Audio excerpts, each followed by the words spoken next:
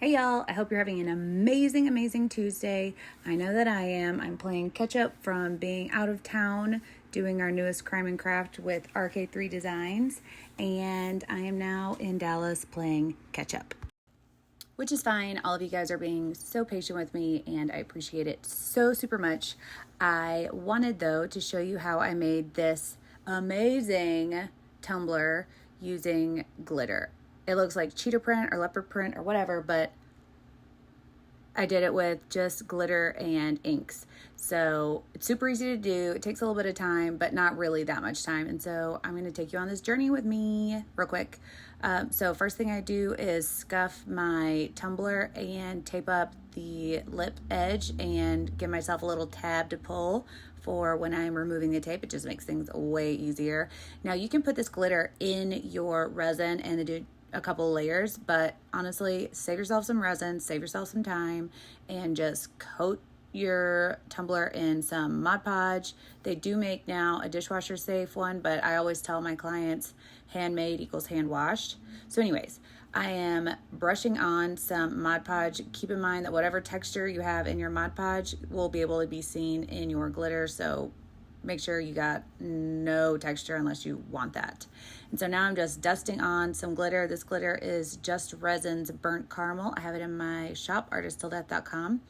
And after I let it dry for a couple hours, I dust off any of the excess. You're going to see some of the white showing through from your first layer. But what you do after that is brush on some more Mod Podge. I know it seems counterintuitive, but for this ink layering technique that I'm going to show you guys, it's kind of necessary to have multiple layers of, resin, Mod Podge if you are going to lay in your inks like I'm doing, which reminds me that I may have spoken a typo. You cannot do this technique with resin in between your layers because then your alcohol inks aren't going to be able to soak through. It's not going to look the same. So use Mod Podge in between each layer of glitter. But if you're just doing glitter, by all means, use resin. It's great. I love it.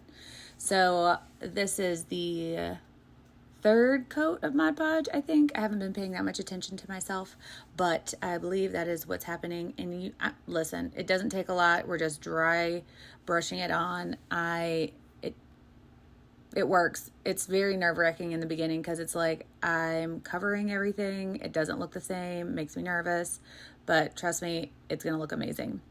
And you want to do an even coat with no texture, just like in the other layers that we spoke about. And you'll see me press my, a foam brush into the piece to kind of soak out is not the word. Words, listen, y'all know words. Words are hard.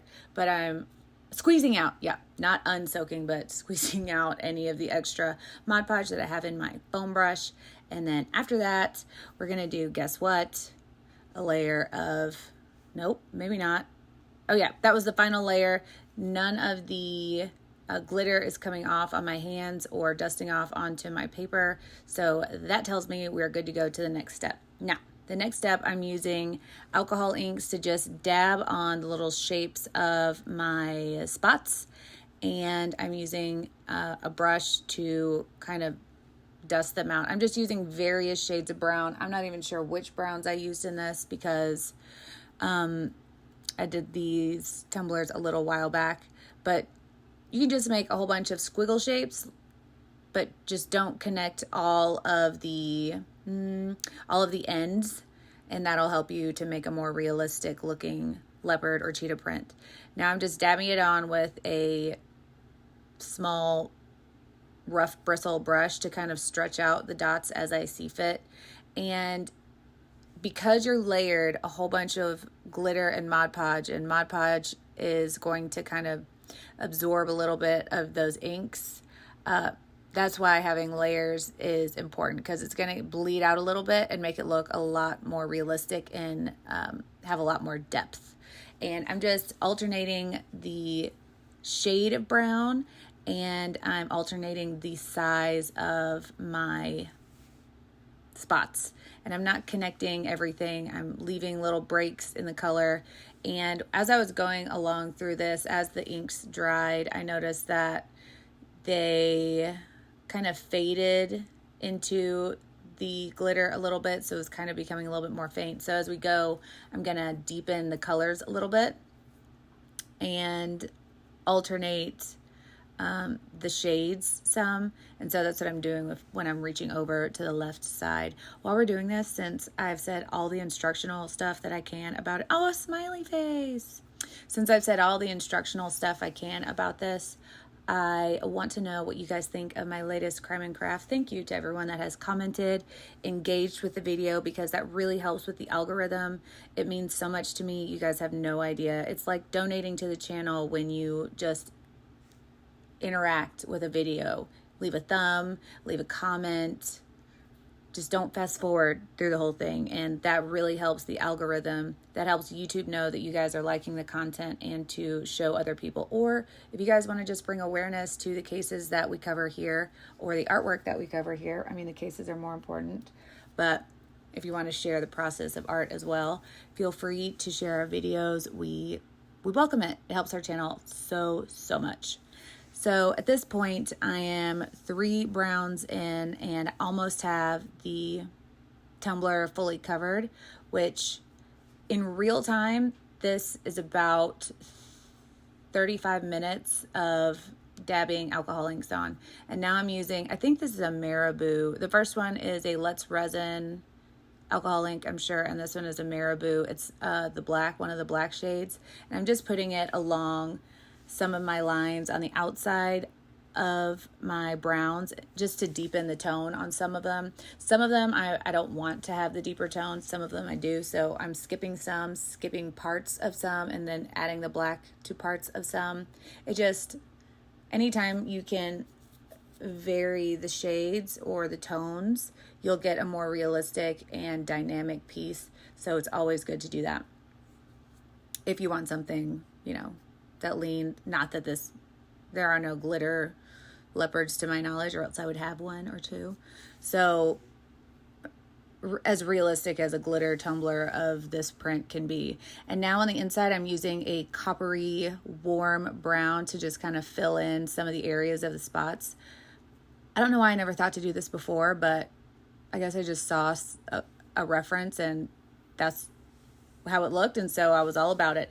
You guys have done so much glitter art and kind of just trying to put shades of glitter next to each other without getting the shades of glitter into each other when you have, you know, you want separation of shades. It's so difficult to do, and just adding an ink onto it makes the process so mind-numbingly more simple. So I'm also adding just dots of black to fill in some of the big open spaces, also varying the size and width of the lines and the circles in general. And you can do kind of like a C with a backward C kind of bumped up to it if you aren't sure, like that right there, those two right there. It's kind of like parentheses, but facing each other to make these kind of spots. I hope that makes sense. That may be an e-science situation. Let me know in the comments below. Also, if you have any suggestions for my next crime and craft, I would love to know what story you guys want to hear next. I will be doing some filming with Tudor and our fairy art mother Judy for my next 2 recordings I'll be editing this week. The one I just did with Ranja Draculis, the coolest, down at RK3 Designs. We covered the Sarah Boone trial, and I'm editing that down now. I've discovered with myself that I take on a little bit, maybe too many things. And so I don't know if I'm going to be able to make it every single Wednesday while doing research for each case, filming each case, and then editing each case, and then on top of that doing, you know, our pigment shop and the other videos that we do. So I'm just going to promise to have them out weekly. What day of the week, we'll find out when I post. We'll find out together. And so I will post in the groups, and if you're subscribed to my newsletter on my website, I'll be sending out a newsletter letting you guys know when it's about to drop if you want to tune in. I super appreciate you guys watching and sitting through all of this long video. What do you guys think of this so far? ooh, it looks good even without the resin. But you guys know, adding resin always brings out the color. So for this, I'm using some Alumilite. Amazing quick coat. You can get it. You follow my link down in the description. I have a coupon code for amazing discount. It's a 1-to-1, UV resistant, doesn't have a smell to me, and it's got a really quick working time. So you mix it for a few minutes, 3 minutes for this amount, and then you've got probably 20 minutes to work with it, and then it's going to cure up in a couple hours. So if you need to do multiple layers, this is a great option for that. I did mix it a little bit vigorously, and the resin was a little bit on the colder side, so it has that milky look to it because I did accidentally mix some bubbles into it.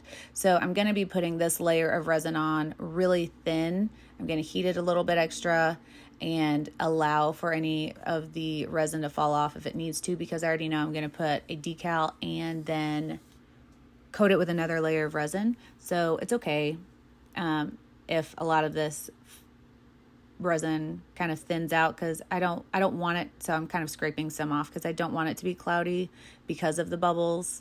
So be mindful of that. To avoid that, you can preheat your resin. So you can kind of see kind of a little bit of the haze because of the bubbles, but I think it still looks super rad. And this is what it looks like after I add the final layer of resin. So what I was saying is you can put your part A and your part B in a cup, start to mix it up, and sometimes I'll put that cup in some warm water while I'm mixing it. Just be careful not to put water into your resin. Just be careful not to do that. And doing that in warm water will thin it as you're mixing the part A and part B, especially with something like this that has a short working time. You have to watch how much heat you add so that you don't lose your working time. And so, yeah, this is how the piece turned out. Rhonda, I don't even know if I've given this to her yet, but I know she'll love it whenever I give it to her because she's all about some aquas and some leopard prints. So anyways, I hope you enjoyed this video. I hope you give this technique a shot. Let me know in the comments what you would like to see from me next. Is there a technique you would like to try? I'm hopefully going to do some collabs with some other experimental artists here on YouTube really soon. You probably have heard of them, but we'll see. They're in the works. I'll let you guys know as soon as I know. But in the meantime, be kind to one another because you never know what someone's going through. Please subscribe. And always remember that we do the test so you don't have to. And we'll see you guys in the next video. Bye. I said bye. P.S. Let me know in the comments if you like these little puppy clips. I would love to know because I love them. Let me know if you do. Okay, bye again.